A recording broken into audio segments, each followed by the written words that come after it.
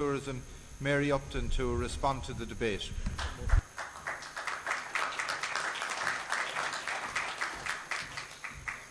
Mr. Chairman, delegates, I think we urgently need serious reform in both tourism and sport when it comes to government spending. People seriously underestimate the importance of tourism to the Irish economy, and indeed Alan Kelly has spelled out to us just how significant it is.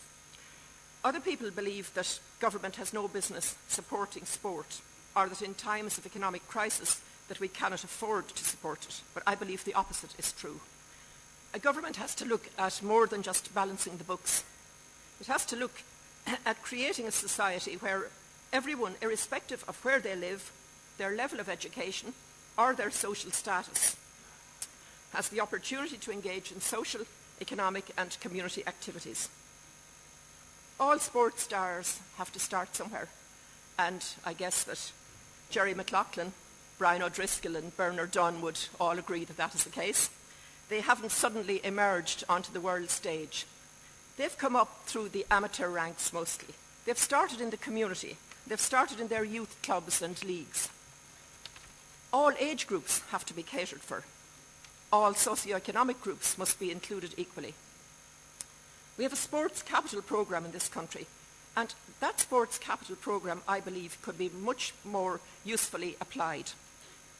The various reports in relation to it have shown that it does not significantly increase participation in sport. We certainly need the sports capital programme, we welcome it, but I think it could be distributed more fairly. I think the utilisation of the sports capital programme is somewhat reminiscent of, to borrow an American phrase, the pork barrel spending. Sport is also part funded by receipts from the National Lottery, and this is supposed to be ring-fenced for investment in the area, and yet we have no sports capital funding for 2009, so where is the money? I believe that future spending on sport should be reviewed, and that multi-sport facilities should be the way forward. These are the best for the community and, I believe, for the state. Focusing investment on increasing participation and identifying and supporting the elite athletes across successful disciplines, while simultaneously offering and encouraging everyone to participate in sport, has to be addressed. It's no secret that the tourism sector is facing a seriously tough year, as Alan Kelly has said. It provides a very significant number of jobs, accounts for about 4% of GDP, and it's worth around $6.5 billion towards the Irish economy annually. And with the global downturn in foreign travel, I think we have to more vigorously promote internal tourism. One of the interesting facts that has emerged in the last couple of days is that hotel prices have fallen by about 17% in the fourth quarter of last year. And this is a very useful piece of information in the sense that people might now be encouraged to avail of those reduced rates. So I think we have to look at promoting internal tourism very significantly.